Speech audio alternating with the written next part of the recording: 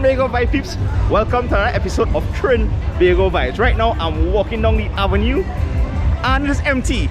It is mid-morning, going closer to lunchtime on this Carnival Tuesday, and I know you see that band, and most of the people you see lying on the side of the streets are the older folks. So in this one, yes, it's Carnival Recap 2024, but are we pricing ourselves out of Carnival? That is the question we hope to answer in this one as well. So stay tuned. Let's do this. Trinbago Vibes. So before we jump into, the recap and answer that question, right, we have to understand how Carnival came about here in Trinidad and Tobago. Well, Trinidad first and then Tobago. So basically back in the 18th century, right, when the French settlers at the time came to the shores of Trinidad, and I'm going to use Trinidad here because this is where it started, came to the shores of Trinidad, they brought with them their masquerade ball, which they celebrated on the Tuesday before Lent. No, right, they did not allow the people of color at the time, the few who were freed and even those who were still enslaved, right, they didn't allow them to participate at their masquerade ball, but they still had some liberations to celebrate, and that's what they did. And this was called Cambly, right? Basically the people of color, mocked how the French aristocrats or high society had their ball. For example, the character Dame Lorraine, that's how it came about. And this is basically how traditional mass was formed. As a matter of fact, on Fantastic Friday, the morning of Fantastic Friday, the Cambly movement actually do a reenactment, basically a 2.5 hour play that basically shows you the history of our carnival and via the Cambly riots. Highly recommend you taking that if you get the chance to. So over time, Cambly became a symbol of freedom, of defiance. It includes the music from West Africa, like what we know as Kaiso and Calypso. It included those types of social commentary, especially after our independence, where the melting pot of ethnicity here in Trinidad and Tobago basically formed Carnival as we know it, a festival, a celebration of freedom, of revelry, of creativity, especially when you see the mask costumes in the different bands, the king and queen of the bands, the arrangement of the steel orchestras, of innovation, the creation of the steel pan. Wow. By the way, right, like I mentioned earlier, check out the Cambly riots reenactment if you can. I'm just giving you the summary of how Carnival came about and what it represents. This is important moving forward because over time, right, this is where from the traditional mask it become more of a costume based bands and whatnot, and until we in the current era now, which is the pretty mask, feathers, beads, and of recent, we go in like what I'll call the Brazilian style, the bikini style in a sense. So yeah, so that is where our carnival is at the moment. But always remember, it is stemmed from a celebration of freedom. As I mentioned earlier, the current form of our carnival, the mask in the masquerade of our carnival with different bands, right? It has come with an increase in cost. And I guess for the intricacies of what the costumes are right now with the feathers and the beads and the wire bending and the technology to keep pieces of string together, I'm gonna put it like that, right? Those have increased the cost of our costume, and this also leads back into the question I asked earlier: are we pricing ourselves out of our own carnival? Now, we'll come to a conclusion to that a little later on. I want to just break down. We just went into how our carnival started. I just wanted to, break down a little bit of the cost involved in our carnival, and then we'll go jump into the recap of 2024 Carnival here in Trinidad and Tobago, right? So on average, right, a costume in one of the big bands, the elite bands, would cost roughly between 5,000 to about 8,000, 9,000 TT.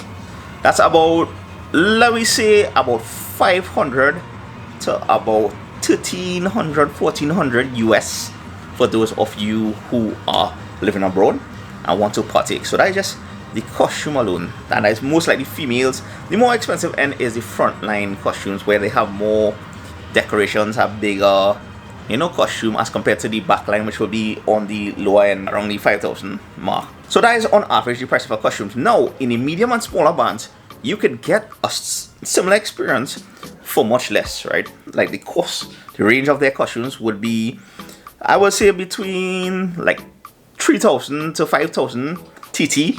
So between that 500 US to 750 US range, in a sense. Yeah, you could find costumes at a reasonable cost, in a sense, but that's on average the price of carnival costumes here right now in Trinidad. Of course, most times, especially in Port Spain as we are speaking, it entails all inclusive. So that means you're getting free drinks, free food, you have a wee truck, you have different elements. By the way, Carnival Monday and Tuesday is the 2 days before Lent, before Ash Wednesday. So whenever Ash Wednesday falls, the Monday and Tuesday before Ash Wednesday is our carnival here, and carnival is kicked off with Juve. Yeah, so Juve happens on Carnival Monday morning from about 3 o'clock in the morning till about 9-10, and then you have the parade of the bands on the Monday, basically from like a lunchtime until the evening, and then you have Tuesday is the full costumes and everything, whole day kind of thing. Now Juve would cost between 500 TT to about 900 TT, so that's roughly what, 60 to 120 US thereabout. Yeah, roughly. And that also includes you would get a t-shirt, a mug, probably a little backpack or something, and you get to experience on the road mud, paint, powder. And to me, honestly, mud is the best thing ever. It's wash off really easy. And of course they have water trucks now, so it's paint, powder, mud, water, drinks truck, music truck. Yeah, enjoying yourself on your roads. That's Juve morning. So Juve to me is not as expensive as Mass. Now these are just the cost for the costumes and Juve, more or less. Now if you're considering Fete prices, I find, to me honestly, personally, Fete prices from even a cooler Fete is getting on the more expensive end of things. And from the time our carnival season starts as of midnight of New Year's, straight down to Ash Wednesday, straight down to Carnival Monday and Tuesday. That's when our carnival starts, right? The season we are talking about here. So we'll have different parties, we'll have different fetes. Fetes is a party. We'll have different events, right? There are some free events, there are some traditional events, there are a lot of activities. There's panorama, there's stick fighting, there's traditional mass, as I mentioned earlier. There are a lot of events you could partake in. There's kaiso competition, there's calypso competitions.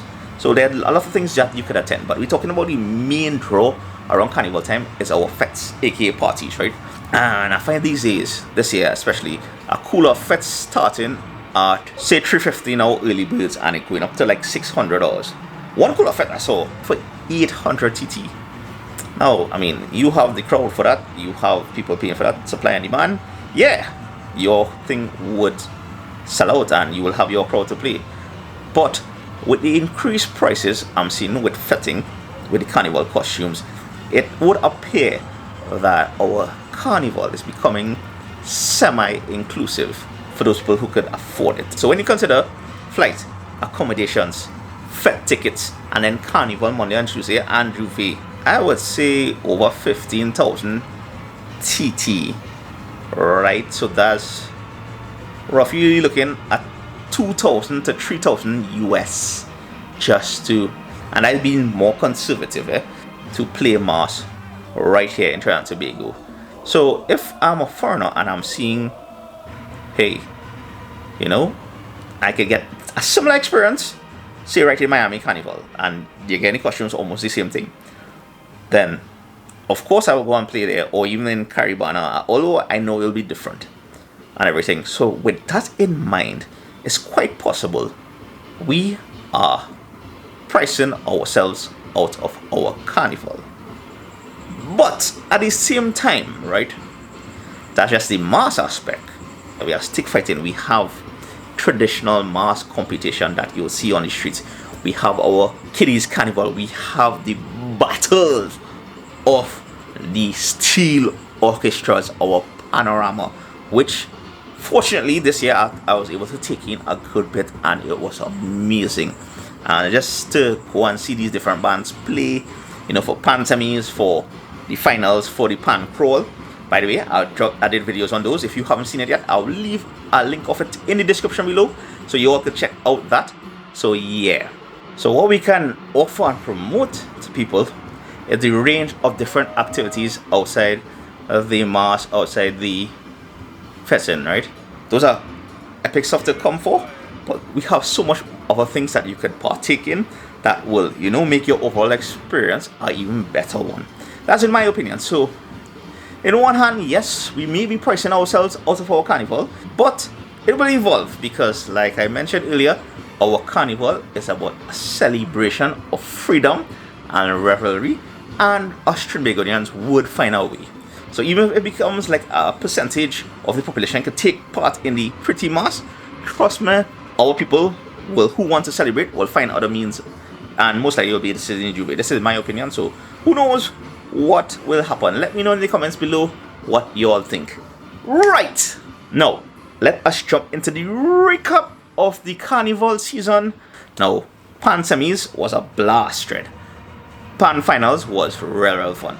It's sad that the Pan semis, you see the North Stand packed out, but for the finals and most of other events that happen on the stage at the Grandstand at the Queen's Park Savannah, the North Stand wasn't fully utilized, and that was sad. So I think our government, via the National Carnival Committee, they need to revamp that, rethink that, and come better, a better alternative, right? But they need to do something with the North Stand, because it's underutilized outside of Pan semi-finals. Big up BP Renegades and Massey All Stars, they tied for first place. Big up Republic Bank Exodus for placing third in the Panorama finals, and big up all the bands who played their hearts out. That's the large band categories. Big up Lost Tribe. Lost Tribe took Band of the Year in North, followed by Ronnie and Cairo, and then third place was Paparazzi, a band. But I hear people put big enough Spirit Mass on the road and in the tweets and everything. So yeah, I mean, you have your Cry, but you have your Bliss, and you have your Yuma and stuff. I don't think they normally take part in the competition, the Band of the Year competition. You just have to cross judging point, or 2 or 3. I think you have to cross 2 out of the 4 judging points in town, right, to actually stand a chance in the Band of the Year title race, right? So big up the Lost Tribe for 2024 Band of the Year title. Big up Kalicharan Carnival, they are 2024 South Band of the Year. And also shout out the Kiddies Carnival. Wow, Kiddies Carnival to me is mass, right? Kiddies Carnival, this round was also real good. Big up all the parents and the kids who were out there the 2 weekends that they had the Junior Parade of the Bands and the Red Cross Kiddies Carnival kind of thing. It's always be fun to take that in, and like these youths and them are amazing. They are the future, the future of the carnival season, the future of our culture in a sense. And along with that as well, since we're into the mass, shout out the Queen of the Bands, the winner of Queen of the Bands, Miss Roxanne Omala. I'm not sure if I pronounced that right. Yeah, her portrayal of Queen Tarantula. Yeah, and also the King of the Bands, Joseph Lewis, Circomac, is it? Lord of the Underworld. Yeah, that was his portrayal. And this happened on the March Gras. The same thing that happens on the March Gras is the Calypso Monarch Finals. Now this one is, I know, it's a little contentious with a good bit of people here in Trinidad and Tobago, but of course, big up Marshall Montano for winning the 2024 Calypso Monarch. Now, honestly, I knew he was going to win it by the time he entered, because that's just how the thing is cool. Because at the end of the day, whether you find his song was like normal or simple, the man know how to perform and he know how to put on a show. So yeah, my personal favorite was a dude called Helen Francis representing me. He came 5th, but yeah, that just always cool, right? And that was the Calypso Monarch. Now for the road march, and the road march is the tune played when crossing the judging points here in town and in South, right? So when you cross in the judging point, each section of a band, A band could have, normally will have, large band will have up to 8 sections, between 6 to 8 sections, and then as each section cross the stage or is being judged, right, they play a soca tune. A soca tune initially means a fusion of Indian and African music, right, is our own fusion in a sense, right, is a upbeat to calypso. Calypso is more social commentary, soca is more like rhythm and groove and dancing, more high beat power dancing, you know, you catch it on the road in a sense. When I mean catch it is get spirit and is like wild up. That is the best way I could describe it in a sense. But yeah, so the tune played in when these sections are crossing the judging point, right, there's tally which tune is played, and the one with the most set of points, or the tune that played the most at each judging point for the different sections that pass through those judging points from the different bands, that would win the road march of the year. And this year it was Michael Tisha, TNA, you know. That was a nice vibes. Followed by Bunchy Carlin, Carnival Contract. And then third place was Patrice Roberts, Anxiety. So my final thoughts, right? This season was a short season, but I have to bring up all the artists this year, our soca artists, because year after year they bring out various tunes and real nice music. You had Nadia Batson, Market, we had Kester Fantala, Miracle, and one of my personal favorites, Give Me Everything, you know, that was done with Phase 2 Pan Groove as well. They have a lot of very cool tunes, but because the season was so short, the lifespan of our music, it happened basically during the carnival season. So essentially a month and a half of soca music and fetes and everything. That's what we got this season, but we had some real good tunes that hopefully would be played throughout the year because it's real nice. Honestly speaking, right, I remember carnival in the past, like you couldn't even walk on this road, and right now it's like there's a band right up ahead, and we just come from the soca dome, right, where Tribe was not still crossing the stage, and it makes me question whether, you know, these bands have been sold out or just the people have decreased. To me, there wasn't as much spectators as we had in the past, nor the amount of people playing mass this round. While I had a good bit of people enjoying themselves for the carnival in the mass bands, I still find like in years past there were much more people. It was like, as Marshall once sang, ants on the streets. But this year had much more space and everything, in my opinion. So yeah, so that's just a carnival recap here in Trinidad and Tobago in 2024. So hope you all enjoyed this one, and I'll see you all in the next one.